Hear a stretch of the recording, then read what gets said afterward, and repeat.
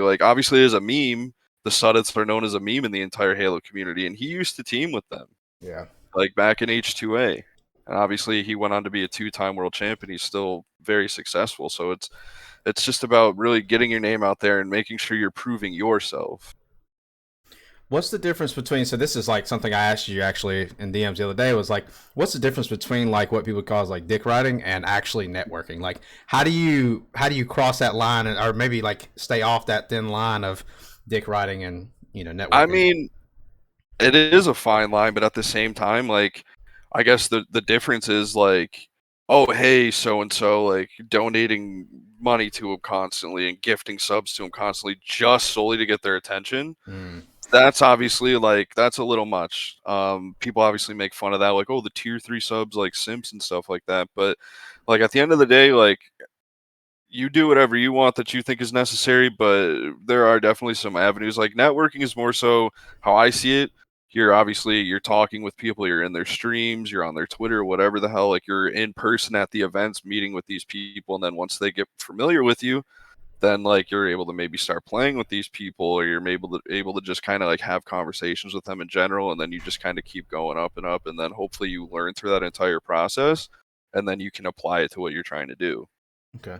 So ask everybody in the stream real quick version. How is the mic sounding now? Am I pretty level with him at this point? I'll make sure this is right before I go ahead and do a full hour of you sounding quiet and me sounding loud. Yeah, right. It'd be messed up the whole time. It shouldn't be much of a delay. It should give me a response here soon, hopefully. I think that's always been my worry, is like I don't want to, like, I've been an Optic fan. I've been an Optic fan since God knows. Yes, better. Okay. I've been an Optic fan since God knows how long. I remember we were sitting at Charlotte. We were at the public house and we're drinking, and like the whole bar just fills up with all the pros. It's a couple of us top amateur kids, and we're just standing there drinking or whatever. And like the entire Optic team was there, and I have like an Optic controller in my bag. It was my Scuff. I was retiring it because you know how Scuffs are. Every so a couple of months, it's time to go ahead and get a new one, do your own thing. And like I had my marker in there. I was like, I want him to sign it. It'd be so cool to have it. But I was like, I was dancing with that borderline line of I don't want to be a fan. I don't want these guys to look at me like a fan because I want to be a competitor. So I ended up just not asking because I was. Well, at the end of the day, we're all fans, right? So we're all a fan of the game. We're a fan of. I'm a huge fan of all the top players. Even if I am friends with them, or even if I do talk like whatever, like there's no problem with being a fan. And that's the whole point of those meetups and those after parties and whatnot, is to be face to face with the people that have been there all weekend competing and that you've been watching, and now you get to actually talk with them. So like obviously it's not like celebrity worthy where it's like, oh my god, like that's Rihanna over there. It's just like, oh, it's formal. Like they're very chill. Like they're very welcoming to talk to you and whatever. But like obviously when it gets to the point where you're just kind of like badgering people about stuff, then yeah, that's gonna be a problem. But otherwise, like everyone's pretty chill and like they're super down for whatever. You can even ask people for autographs that you literally don't really know, and they'll do it. Like it doesn't really matter. I know. I tell this story all the time. So like, I came in late to the Halo scene. I didn't play Halo 5. I didn't play. I think I touched Halo 4 for like 20 games. I was a PC kid. Most people have, yeah. Yeah. Well, yeah, just how bad the game was. Yeah, it was pretty bad. I played some old like Halo 3 and Halo 2 like way back in the day, but like I was so young it didn't matter. And then Reach was really my game that I pretty much learned, and I played I have a lot of hours on Halo Infinite, but I would love to see how many hours I spent on Reach. Like it was one of my favorite.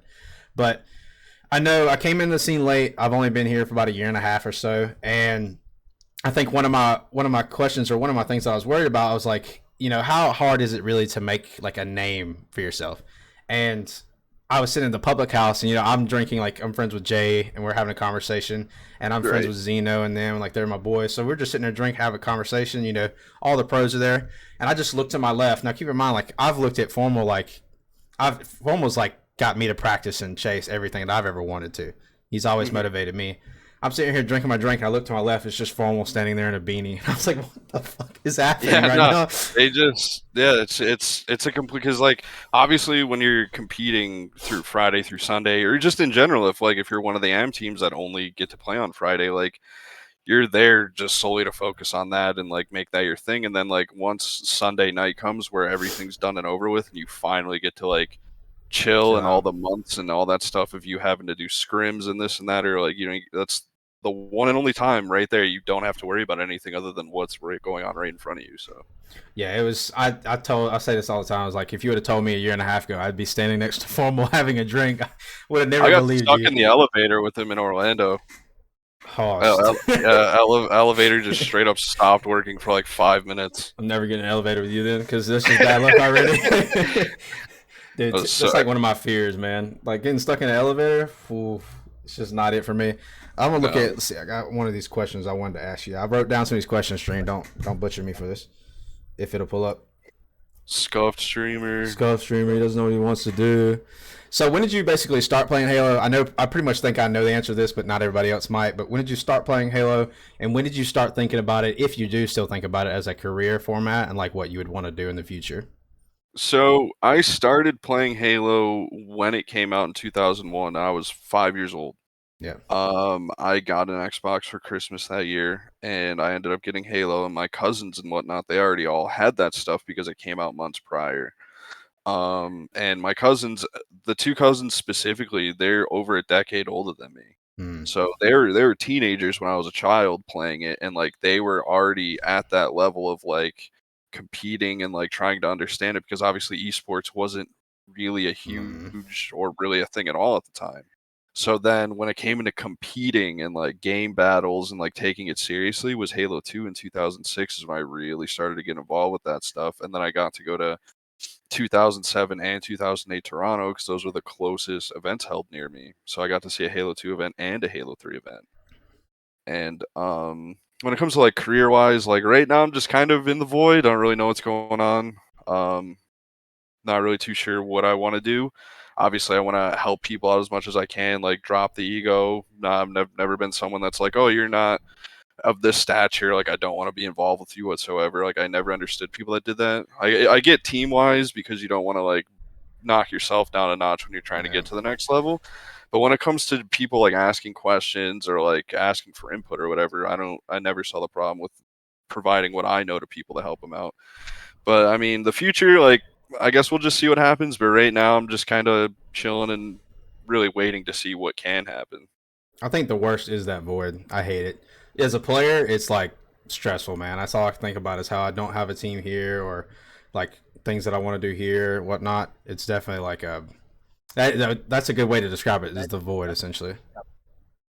Yeah, it's really how it feels most of the time, especially because this game, like, as much as people try to be positive about it, or as much as people bash it, like Infinite is just not. It's not good to play online. It's horrible. It's not a fun experience. It's absolutely atrocious. And then when you pair that with if you're not getting paid to play it, or you're not obviously out there making something happen to get towards that, it's almost impossible to motivate yourself to even want to. So I think this would have been one of the hardest things. Is like I think it's a little different for me because like I grew up as a kid and like when you mentioned like going to those scenes is like I wish I had an opportunity to go back in the old Halo days like that because the way those scenes worked is you either lived near the area it happens and that's how you hear about it or you don't hear about it because like I think I found out about esports like nah, watching CSGO. you would definitely hear about it a lot, like within Halo, because there were obviously the forums. MLG was already a thing, even during CE, MLG was a thing, especially towards the end of it. And when it comes to esports as a whole, Mm. like pretty much like obviously unless you were already in the know, sure you wouldn't know about it. But Halo, in my opinion, is really what got things off the ground to like for all these other things to be able to start running. Yeah, So what I mean is like a small town where I'm from, you probably wouldn't have. I know I had a hard time trying to get internet, so I know like I said, the first thing I think I really learned about was like CS:GO. That was like what I started watching. Like, oh, this is what esports is. This is what they do, yeah, and I think CS:GO as well also had that foundational input of like bringing esports to a known like a known space, a known world for example. Um, I know like I was trying to talk to my dad. My dad was like, "What are you watching?" And I was watching CS:GO, and I was like, hell, I can't even remember how old it was. I was just watching the shit out because it's so fun to yeah, watch, man. It's awesome. I still love watching CS:GO to this day. The fact that it's been I think almost 20 years now. That I've played CS:GO for maybe 2 hours of my life, and I watch the events. yeah, like They're, it's dude. they're it's like it's the pinnacle of esports still. It's like a I don't you get I don't want to say you get like a high off of it, but it's just like how close the games are, and then if you learn the stories of what the players bring as well. Exactly. And I haven't. Hell, I almost cried when Scump retired. Oh, 100%. I'm I not. remember I was watching the Optic. I don't know if it was like a process video or whatever. It may have been with the little documentary thing they did about him. I remember my mom was like asking about like what is all this type of stuff, and I'm just like it's so hard to explain to people that don't understand. But it's like I've never physically met Scump in person or anything like that. But it's just like I feel like I've known him my whole life just because of how long I've watched him play. I ain't gonna lie to you, I did tear up. Well, it's like I'm an emotional person, but like I'm. How do I say this? It's like I'm thick-skinned, but I'm emotional when it comes to things that are like relate to me. So, him retiring is just like a big. It's a big event, right? Like a lot of people have been watching him, including myself, for years. And so, Hmm. like seeing someone that space retire, even though he's killing it now in the watch parties. Love, I watch the watch parties every day, every time that he does 100%. them. I just think it's like I want to feel that, if that makes sense. Like I get the goosebumps of it, and I get emotional thinking about having that opportunity to one day also retire and have a big name in the scene. Like that's what matters to me, and that's why I end up getting emotional about it and shit. But I didn't cry too hard. I was, just a couple Yeah, tears roll down. I wouldn't. I feel you. I feel you. But fuck, I was thinking about one of the things I wanted to ask. If anybody in chat has some questions as well, feel free to drop them. I'm gonna try to like see them, and then I know Sob is in the chat, and I yeah, know he's he's about to gonna say cook some. something As soon so as as stupid. soon as I saw Sob was in the chat, I was like, we finna have a He's good time gonna. today. So fun fact about Sob, um, he was the first team. He was a part of the first team I went to coach in Infinite at Raleigh at the very first event. I originally was already with the team, and we were consistently placing like top 24, top 16 in the very first qualifiers before Raleigh. Hmm. And then some stuff unfortunately ended up going down, and then not everyone could go to the event, and whatever else may have happened, I'm not even really too sure to this day. But then I like literally the day before roster lock, I was like, well, I already planned on going, and I don't want to just go sit there. I ended up going with it was Sob, Wiley, Cadaddle, and Noxed. Hmm. And I was just like, you know what, this is for fun at this point. Right. We ended up getting top 48, and it's crazy because it was kind of on a whim. And then at the same time, we almost beat Market Esports to make it into champ bracket through winners. We kind of choked on that. Yeah. So I think that's what made like my first land memorable. And you look at it differently now, but it was my first ever land. Orlando was my first ever land. I had never been to one. I even not even as a fan, I had never been to one. But we ended up we were placing against it was Rhett, but I can't remember who Rhett was playing with at the time. It was Rhett and a couple, the other three. yeah, But they were Rhett's considered. been on 8 different teams Yeah, since that point. So at any point you probably couldn't even guess it. But I knew that their seeding and like they were way better players. Like this is our first land. We've never experienced it before, and clean sweeping them 2-0 was probably to knock them out. Like in losers, we knocked them out at top 64, mhm. and or it was actually before top 64. That was probably the wildest thing I've ever experienced. I like look up. I think it's after game one. I look up and it's Boo Boo Doo Boo standing there, Walshy, and like Claytron's there, and they're just all watching. I'm like, oh my god! Like, this is the first time I experienced it. There's like 30 or 40 people just surrounding us because it was like that hype of a game, and like kids like us that I was not known. Nobody knew my name. Nobody knew who we were, and to Mhm. just be able to knock them out in that fashion and that dopamine rush that I got, dude, I live for that every day now. That's all I want to experience. There's a lot of upsets that can happen in open bracket. When I was at Orlando, it was I don't remember what round it was, but we ended up going against Shopify, and this was when it was like Joey Cherished. Um, I don't even remember the full roster that they had. Honestly, it was like Precision, Joey Cherished, and I don't remember the two other people. Was it here recently? What would you say it was?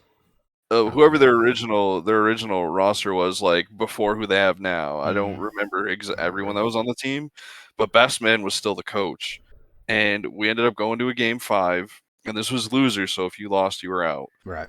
And they were beating us 30-17 on Catalyst Slayer. They're beating us 30-17. Like we were getting smoked. and with 1 second left in the game, we won 45-44. Dude, oh, man, I don't think people understand like what that does to you, like the dopamine rush and like the what your body gives off when that happens, bro. When you win in scenarios like that, that's why I fell in love with competing, bro. Like Right. it's, dude. As far as that, yeah, he said that. Jay Gangsta said that team was stacked. Yeah, it was literally gold, bro. Like that, winning like that, and just having that opportunity to knock a team out like that. I know that's how I met Hunter JJX. Like Mhm. we played him next, and one of the things he said to me after our series, it's kind of crazy because JJX is a well-known guy in the scene, he's a pro player. He said to me, he's like, after we played our series against him the next round, he was like, didn't even talk to me about that series. They beat us 2-0. Mhm. He come to me, he said, "Yo, that shit against Rettinen was wild," and he like fist bumped me, and I've been talking to him ever since, and like Yeah. he's been a What's mentor. funny about JJX is he's the first person to give me that like nod to be a part of a bigger team than what I was normally a part of. During the COVID times, especially like when there's no events, it was just all the face attorneys that everyone was competing in online. They had a coach already, but he, I believe, had something work related that he wasn't able to be there during the days of the tournament for like several weeks. Yeah, And he made a tweet like, "Oh, is anyone able to coach? Like, we don't have one." And then I think I was like the first person to comment on it because I already had experience at the time, and because I started coaching officially in like 2018, mm. and then he brought me in, and yeah, it was JJX, straight sick, commonly an alumnite, and we placed top four 2 or 3 weeks in a row, and then we ended up winning the second to last face it tourney, and then I think the other coach that they had, which it was Seesaw, he took over again after that, and I'm not too sure what happened after that, but we ended up winning one of them, so that was pretty dope. Do you think like is there a reasoning that they probably went back with the other coach? I mean, do you think that they just had like a He better was connection? he was just originally a part of it, and I just kind of was there to fill in until he was there to go back over. Like that's Mm. really all it was. Like, sure, I can be like, "Oh, they won with me and no one else," but at the same time, it's like that was his spot originally, and due to prior engagements, like I was just there to fill in. Right. So I think as far as like this would be a good way to I listen, I love coaching, right? I love like how coaches work and how it's different from Call of Duty, how that you guys actually bring yeah, something to the table. I'm gonna tell you right now, I learned a newfound respect for coaching because I went into Charlotte. My team quit. Two of the guys I was gonna play with, they quit 2 weeks before. So I ended up going in, and I remember we were playing poker. We were already at Charlotte. I didn't have a team or nothing, and I was talking to Nick Levide, and we were playing poker at his house in Charlotte. And hmm Jay was there, and this is when like I got a little more comfortable with Jay and talking to Jay. I asked Jay, King Jay, by the way. I said, "Hey man, like, what should I do? I don't know what I'm supposed to do. I have a couple of people asking me, let's start something together last minute, and let's see what happens." And he looked at me, and said, "If you can't guarantee points, don't do it." He said, "If you can't guarantee that you can absolutely place well, at least place decent, and get some points out of it," he said, "don't do it." right, So I ended up coaching for some friends of mine, a little bit, I would say a little bit lower tier players than what we were at the time, but they needed somebody to help coach. hmm I did not understand how hard it is to sit behind four people. I did well. I did well. Maybe coaching is like might be something I can do later on, but I don't maybe. maybe. But I did not understand how hard it is, like to keep track of four different players and Mhm. keep them on the same page and like fix people from not making mistakes. Everyone, everyone thinks we're just like camo comes up in 15 seconds, and then we're just Hmm. quiet for a minute and a half. Your bad Like coaches do that. There's just they only do that. They don't do anything else. I'm calling out with the team. I'm looking at every single one of their screens and calling out who's where, who needs help with what. I'm keeping track of the equipment on the map and when it's not up. I'm keeping track of the grenades on the map and when they're not up. Like it's a lot. When you take it seriously and you're like actually involved, like people like Lunchbox, people like Hoax Factor, people like Eli, even though he's an analyst now, um that like it's for real, like you're really a part of the entire process. Like sure, you're not physically playing the game, but you're literally a part of the entire process otherwise.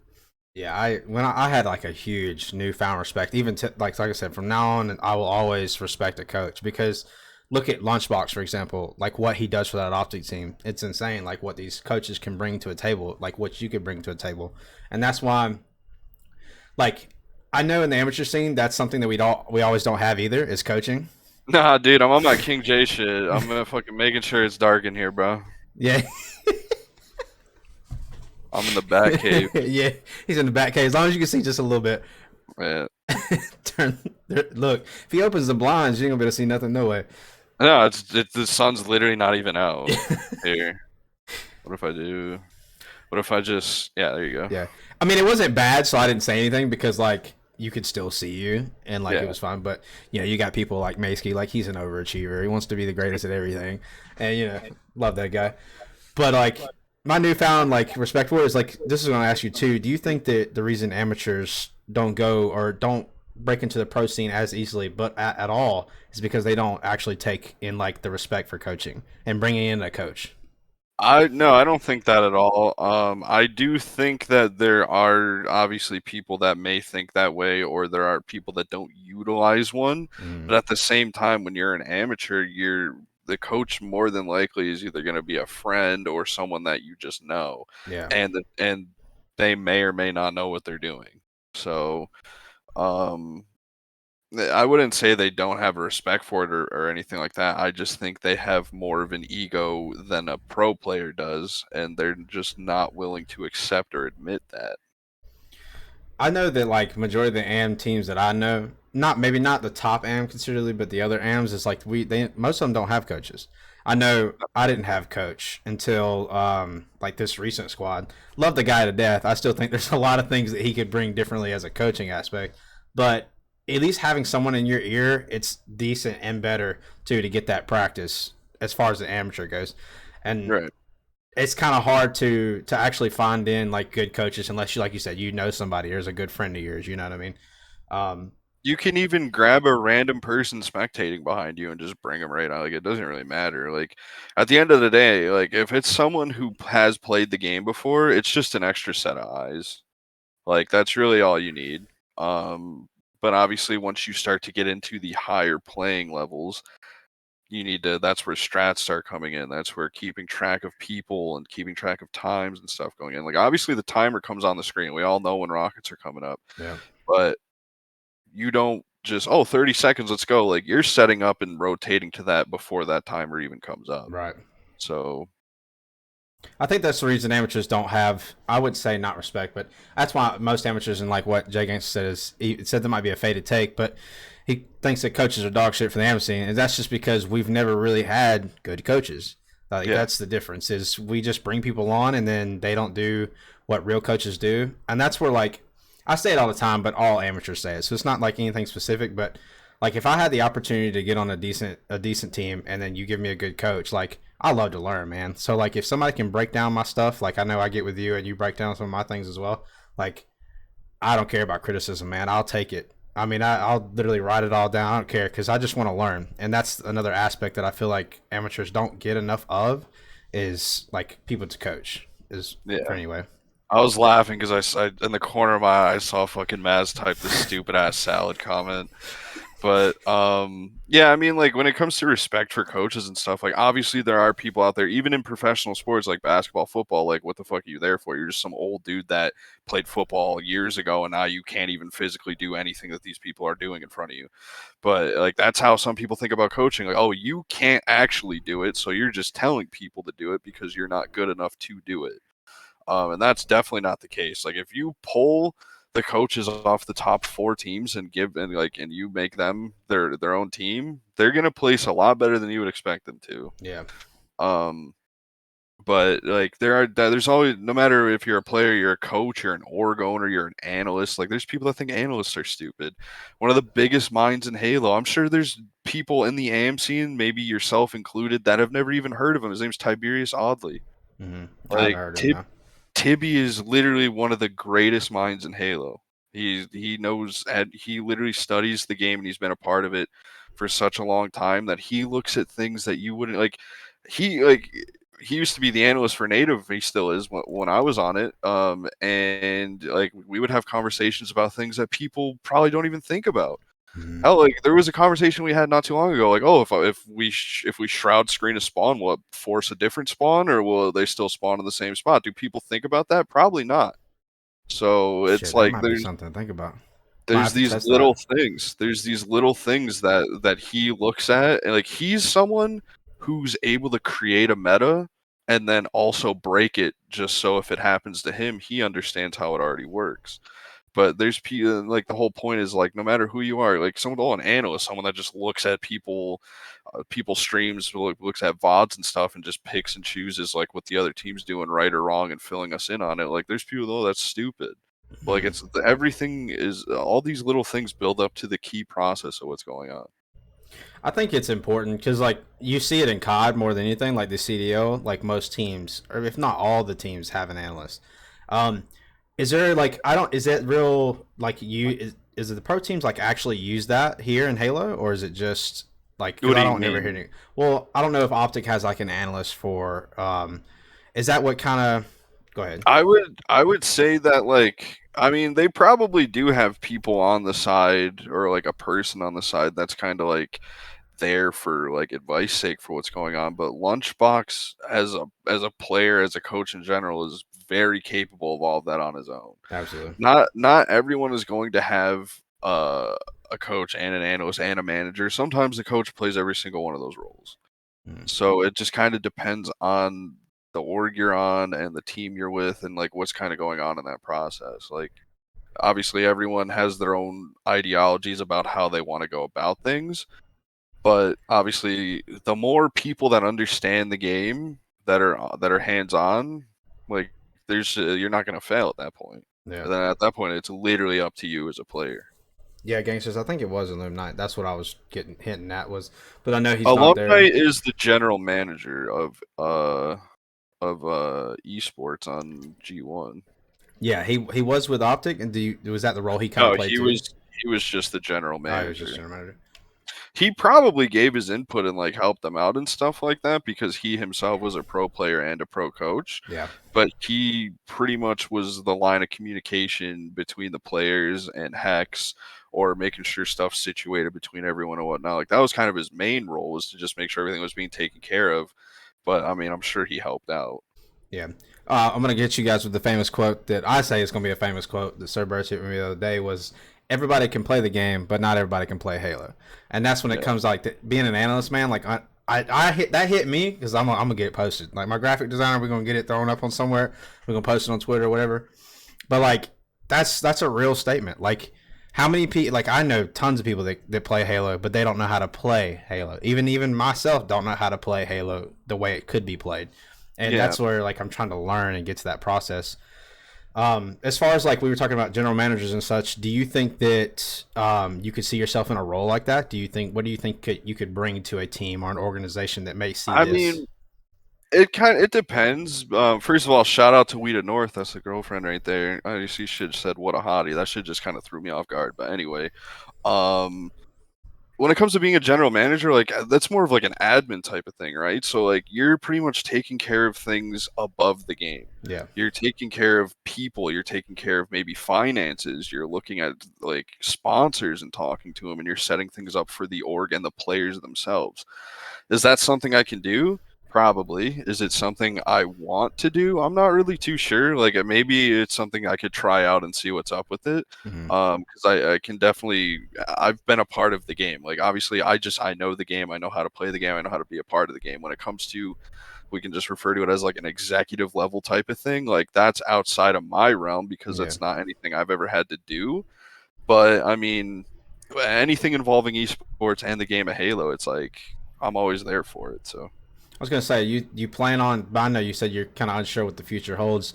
Do you ever have talks with these upper management like in the orgs, like as in possibly get an opportunity to coach some of these kids? And so as of lately, like not necessarily because again, like when it comes to the top teams, they're all taken care of. yeah, They don't need anyone. They don't need anything going on right now. And then it just kind of turns into the top AMs or just the AMs in general, which obviously need all the help they can get to the level that they want to get to. But like there's so many egos involved, especially severely undeserving ones. And then obviously the game being in the state it is, it just makes things difficult. Like when I'm on native, getting paid a salary, I'm with players I'm very confident in.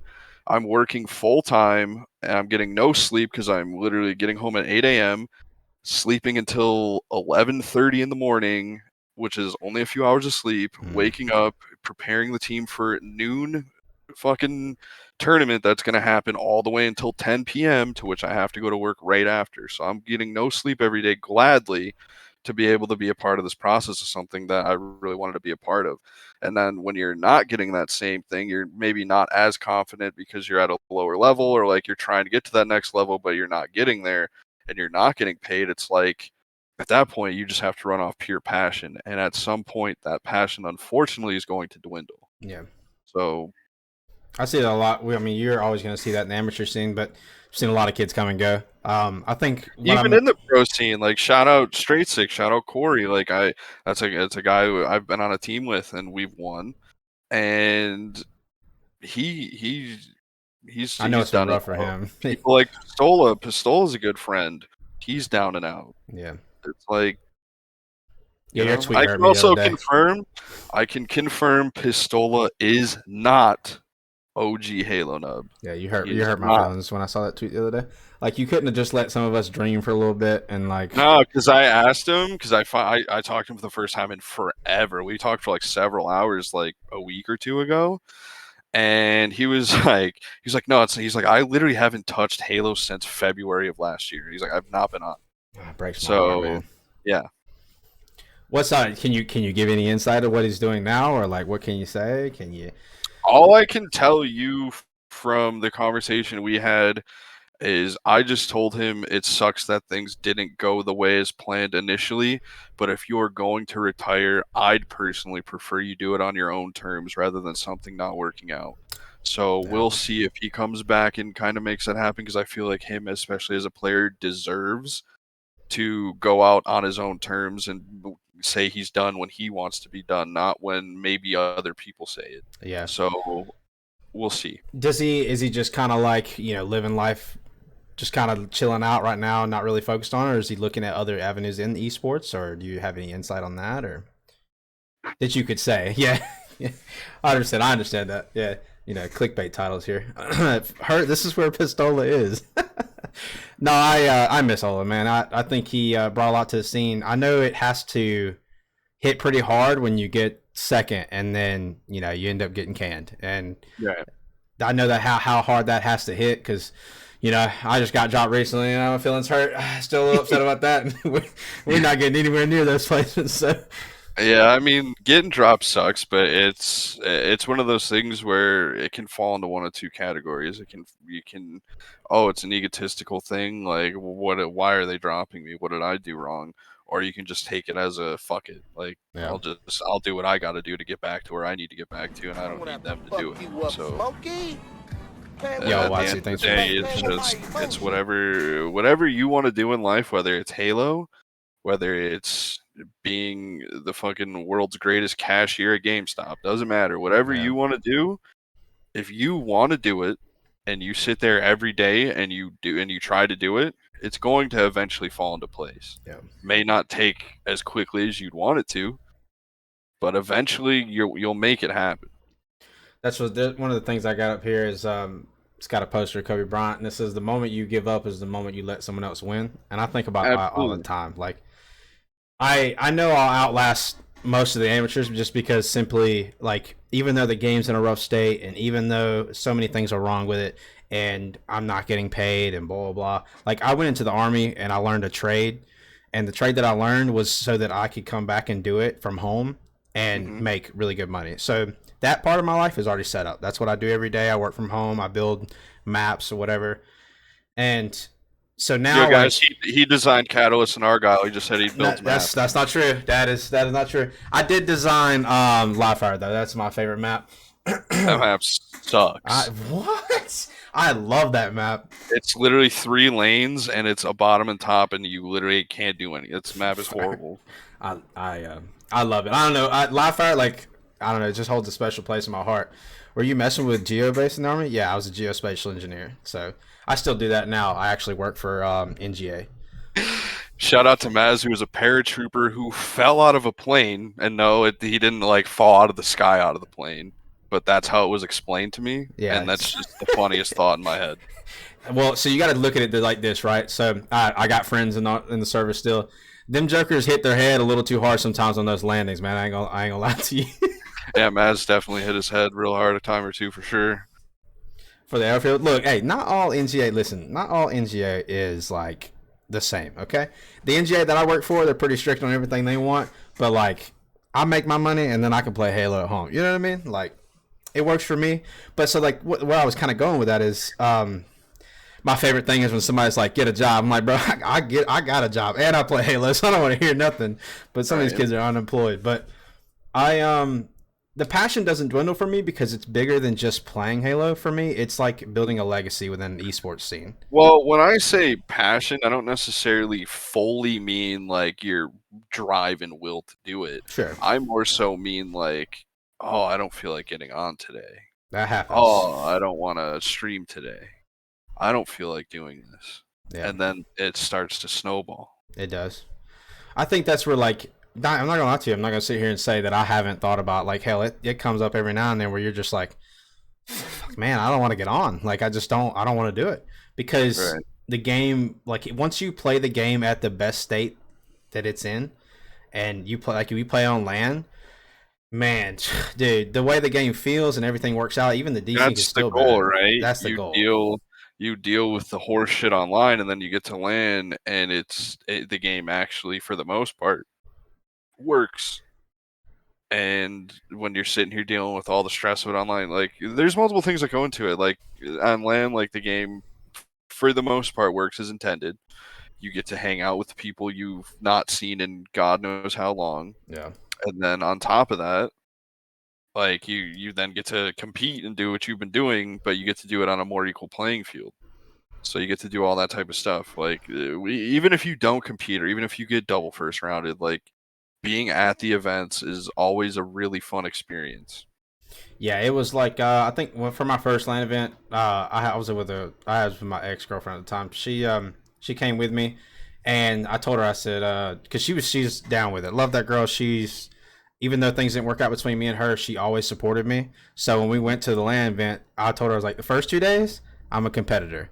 I'm not worried about what's on main stage. I'm not worried about what's happening. I'm over here shooting bots or practicing whatever. And then the third day, Sunday, I had me an optic jersey on, and I was like, yeah, full fan, everything, And just soaking it in, bro. And like that, I can't believe that I waited. I didn't not that I didn't waited. I never had the opportunity to go to an event right, before, and I can't believe I missed out on so many big things. Like like Walshy going through his stage and what he did. Yes, I was young as hell, but um, I just missed so much, and that's why like I even want to go to DreamHack. I'd like to go to DreamHack here in a couple of weeks.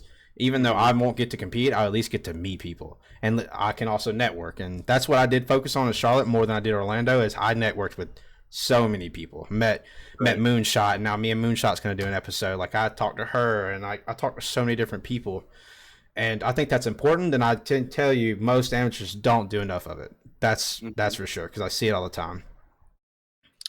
Yeah, I mean, like I said, it's really the egos that come into play. Like when the sauna was a thing, like when it initially was a thing, not even towards the end of it, when it initially was a thing, there were people who were placing like top 128 that were like fat kidding people who placed like top 32 because they thought they sucked.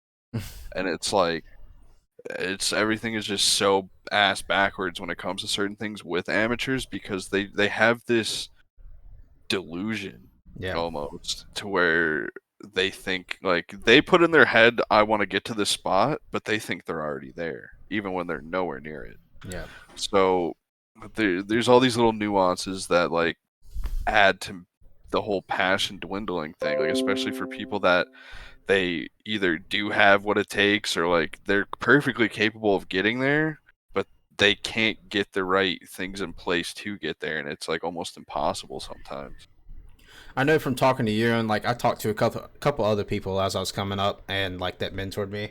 was I wanted to make sure I didn't have an ego. So like one of the things that here recently, even when playing, is if I've never played with you before, I'm not going to tell you no. So like if Right. I'll play a couple of games with you and like we'll go from there and I see what I see. I tell people all the time, and most of my friends in here, like Xena, hate that guy.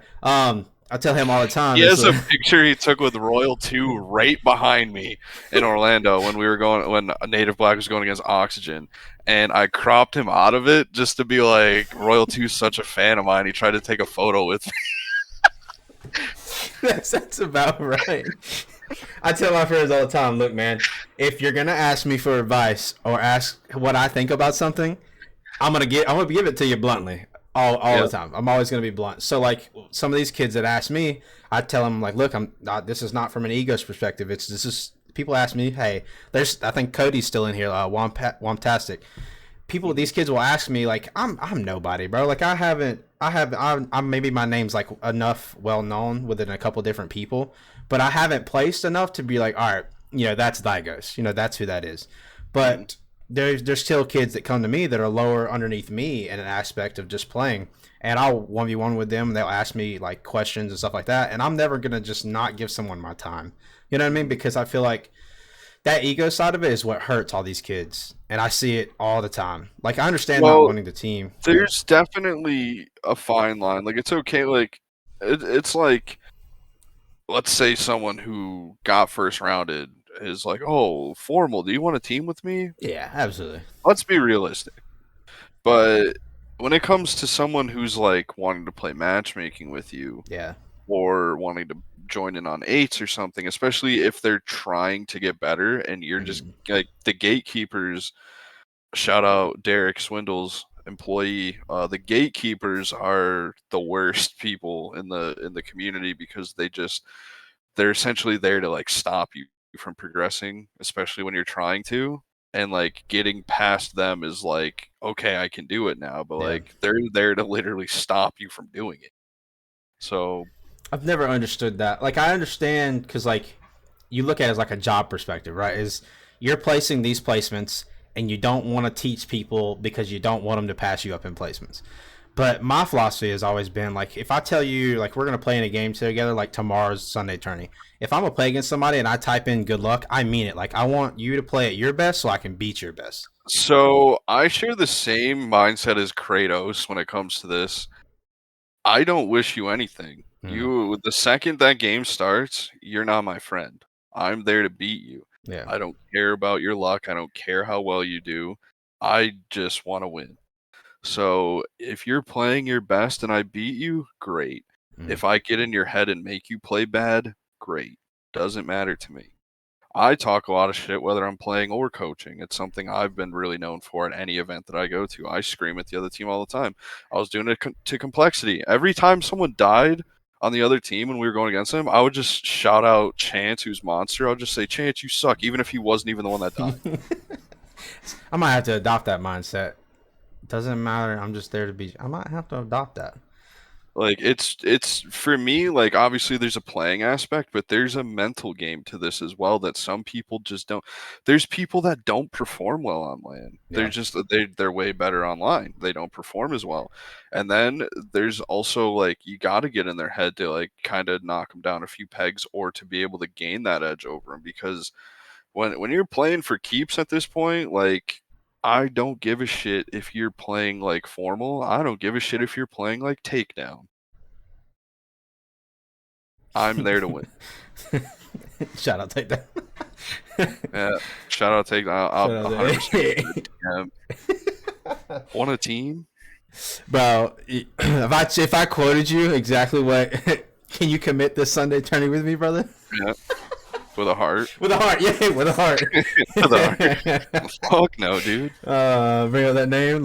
Hey, I didn't say it. I didn't say that name. I didn't bring it up. Or Mello. I should say Mello. He kind of took over Yeah, for I'm sure. not even gonna give them the time of day when it comes to stuff like that. But I know I see it all the time. I think for me, I would do want to ask you another question. Make sure I get this question. Somebody did ask a question earlier and I missed it. Let me hang on a second. There's Not that I probably a don't care. bunch. Yeah. Sorry about it. Yo, fuck this chat. Yeah, We're not fuck the paying chat, dude. attention I don't to care you. about the chat. Slack and Ass, he said, if you had to make a dream team of non-pro players, who would you put together to absolutely assimilate everyone? Did you say assimilate? Yeah, that's what he said. Assimilate. Eliminate. It's just, I don't know why he All used that right. word. Yeah, it's weird. That's Yeah, it's so weird. easy question. I don't even know if he's still in the chat, but Sob, Yeah. Six Story, Exemplify, JR2. Simple. Yeah, God Easiest tier. team of four. Easiest team of four ever. And Coach Bird. So. No, they don't even need me. Literally don't even need me. I'll just stand. I'll literally bring them chicken wings in between games. Like I don't. It doesn't matter. Water. Anybody thirsty? Like it was. I swear to God, I'll wipe the sweat off their fucking back of their neck with a towel. Like they literally don't need me. He said it's Simo, by the way. Slacking is Oh, Simo. Simo. See, I What don't even know up, how to say it. Simo? He said, "Come on, man, don't bring up." Yeah, sorry. Yo, Caroline, thanks for the Prime subscription for 6 months. She's killing it. She's always No, here to support. not exemplified, exemplify or exemplifies. He Jeez. goes You guys are as. supposed to know. There is two different names. There's There. exemplified, but I'm talking about exemplified Josh Lance, who has beaten APG and Frosty in Halo 5 on land while drunk as absolute shit. So That's actually typical. Playing land drunk is actually a really fun experience. it's the second one, Jay. Yeah.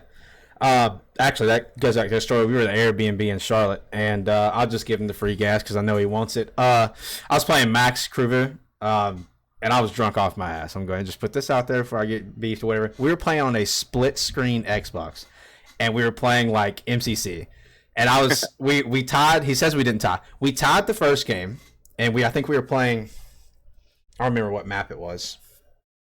I think we were playing Halo 3, and I don't remember what map it was, but we tied for the first one, and then he beat the dog shit out of me on the second one. I was down by like 8 kills. We went to 15, whatever. But till this day, he won't give me my game. I'm telling you right now, Max, crew, I took that first game was a tie, okay? And I'm going to take it to my grave. All right? Yeah, first game was a tie. Now what? Yeah, now what? Now So, you have yeah. no choice but to play the third game. Yeah. There was no third game. He said, GG's. I said, GG's. That's what I'm saying. You have no Yeah. choice but to play it now. And then Glozzy was like, yeah, no, I want to go hop on real quick. So, I never got my third game, and I want my third game. So make sure you guys clip that for me so I can go ahead and at him on Twitter. But I love Guru, bro. He's a great guy.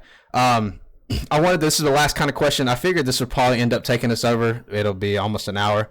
But what are some fundamentals of coaching that are some things that kids could learn if they're in like wanting to go the coaching route? Like what's some things that they could be working on? I mean, the coaching route, so the very bare minimum basics you need to understand is the timing of everything on the map. And like obviously, like I said, there are like a timer on the screen for power weapons and power ups that'll come up when it's 30 seconds and it counts down to 0, obviously. But you need to still know that at that static timer of every 2 minutes, something's going to come up. And at the same time, when you're playing King of the Hill and Oddball, that time on the bottom of the screen, it freezes. So now you don't know how long it's gone by. Right. So you need to keep a stopwatch going. You need to make sure there's like being a part of a team isn't just being a part of a team. Like if I went and just joined Optic right now, it'd probably be mad awkward because I don't talk or hang out with those people. Like there's got to be a bond between you and your teammates. They're like 100%. Like you got to be willing to like watch movies with them and hang out with them because you're spending a considerable amount of time around that. It's important chemistry. Absolutely, and the chemistry is what builds teamwork, and teamwork beats skill 10 times out of 10. I can get 4 people who are not very good individually but have insane teamwork, and they're going to destroy a team of all-stars because their teamwork is better. Absolutely. Halo is not like I don't give a shit if you put 4 people that are amazing off rip. Like look at that second phase team when it was Renegade and Spartan and all them, all amazing players. Horrible teamwork. Yeah. That's one that hurt them all the time. I remember watching that like amazing players. Yeah.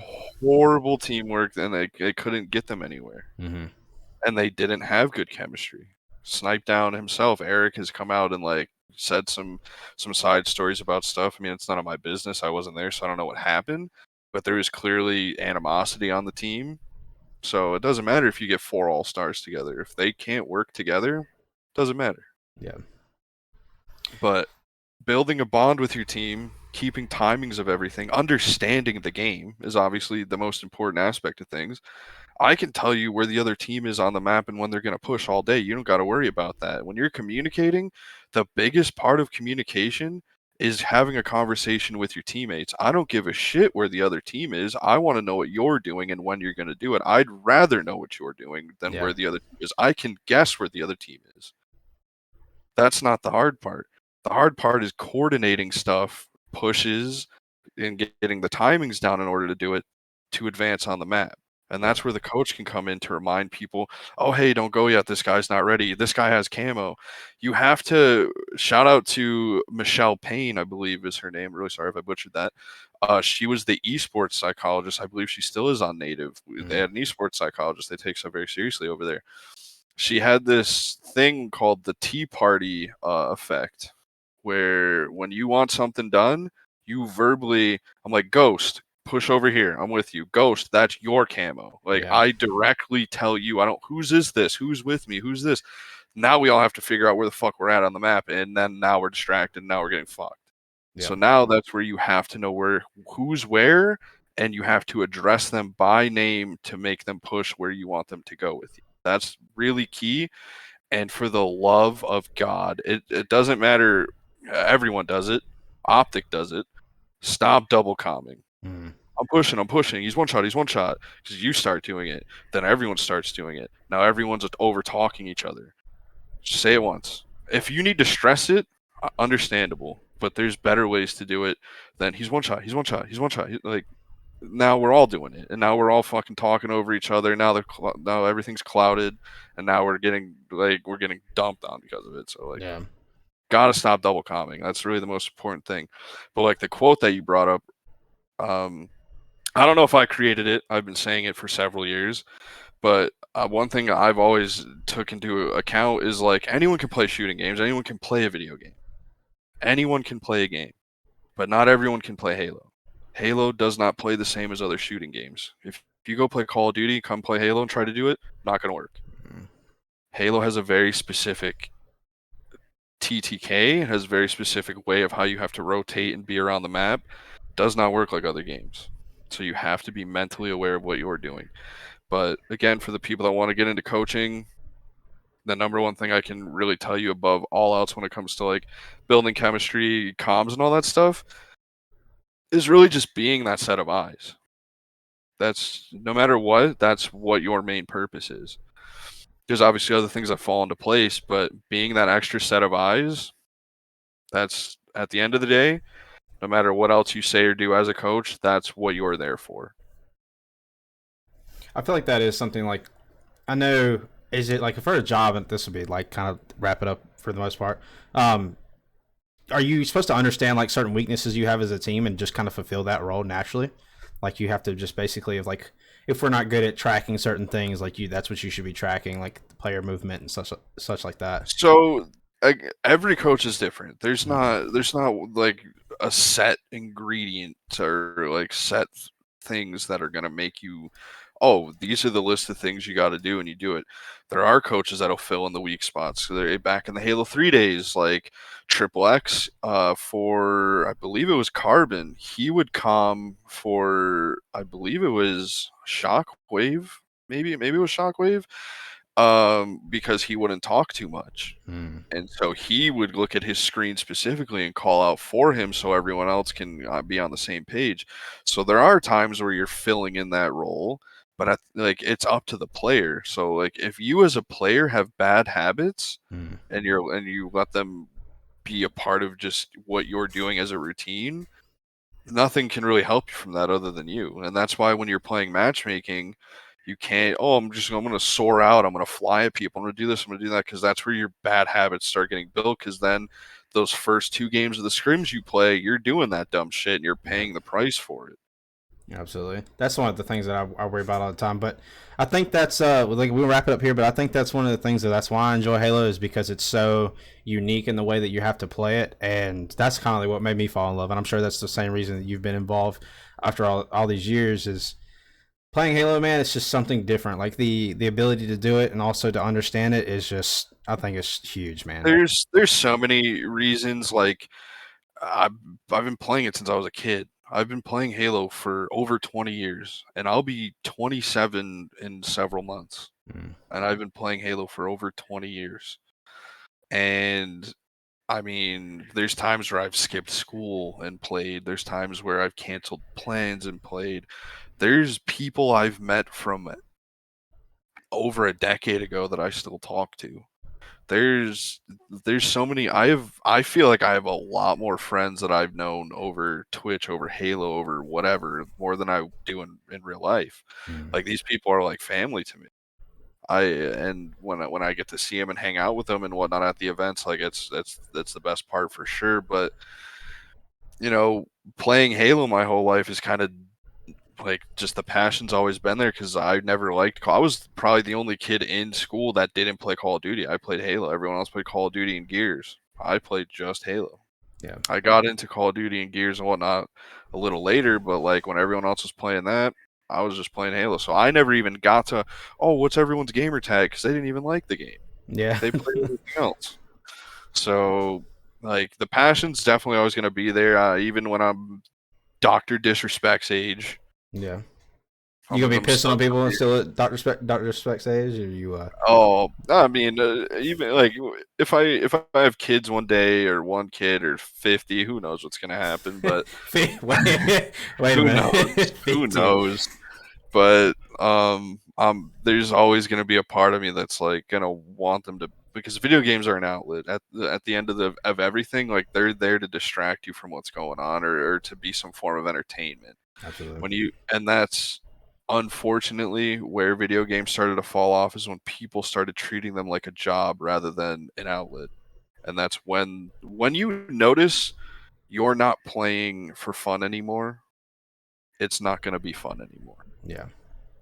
I think I'm guilty of that when it comes to like so focused on competing and so focused on getting better that sometimes I take the fun out of it. What is it? I saw Maz's fucking comment. Maz just be trying to aim for stuff, but I think what I learned to my fun was is scrimming, because if when you scrim in that competitive play, it is fun. Even though like you got to kind of step back and tell yourself like, hey, You want have to want to learn. Yeah. You have to want to learn. You have to want to be a part of it. You have to want to have those late nights to barely get any sleep to be like not one big thing AMs struggle with is VOD review. They don't like doing it. Yeah, Or man. when they do it, it's very half-assed because they just think they know everything. And even if you do understand setups and you understand what's going wrong, you can't just sit there and you're doing this wrong, you're doing this wrong. 'Cause that's just going to make me not want to fucking play with you. Yeah. I want to know what I'm doing right and why it's going right, and I want to know why what was going wrong. I want to know why it's going wrong. I don't know. I don't want to know why I'm doing it wrong. I want to know why it wasn't going wrong. Right. Absolutely. But I want to thank everybody else for hopping in. We actually had a lot of decent amount of crew in here and some weirdos. Zeno and Maz are two of the weirdos that we. But I really enjoyed you guys hopping in here, man, and I think it was a good talk about you, Bird.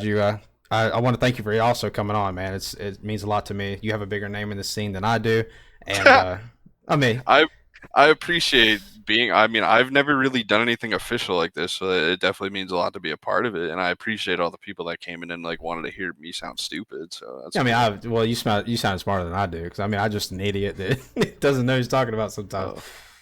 But yeah, man, I really appreciate you hopping on. I'm about to end up the stream. I hope you guys had a good one. I will also post this. It's going to be on YouTube as well, so you guys want to go back and watch it and kind of get some snippets. I'm absolutely not going to do that because I don't want to hear or see myself. I know I'm going to have one of my editors to actually like kind of break up some of the clips, and I'll also give those clips to you too if you wanted to post them on your Twitter or whatnot. No, probably not. I don't want to look at myself or hear myself. Man, you gotta look at yourself in a different way, man. Look, you know what I mean? I'm a big boy, but I'm sexy, and I'm gonna look at me all day. That's fair, but I'm not. So man, it's a mindset, man. You know how many times Piles over here butchers me, and I'm still like, don't matter, man. I'm sexy. I don't care. Now that you spoke his name, he's gonna show up. Absolutely, he'd be like, I heard y'all talking shit or something. I'm like, you will be getting a tweet in about 5 minutes. Yeah, absolutely. Keep my name. But thanks for hopping in. If it's in the stream, love you guys. I will see you guys next time. All right. Yo, fuck you, Maz. Yeah, that was good, man. I appreciate it. All the voice came in. That was fun. Yeah, Yeah, man. Bro. That's a good episode, bro. I'm excited for that. that's serious. I didn't even notice how long went by. I could have kept going for sure. Yeah, I was thinking about. I was like, I could keep going, but I got to piss and shit. But I'm on.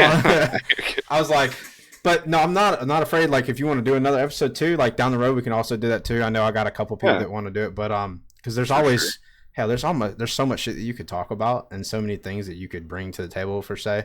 But I think that's a good episode, man. Like you brought a lot of different stuff. That's kind of why I get you guys involved. Like you have a bigger name, yes, but you have experienced more, and that's the same reason I ask you questions is because you've been through the different things. And but I think it was a good episode.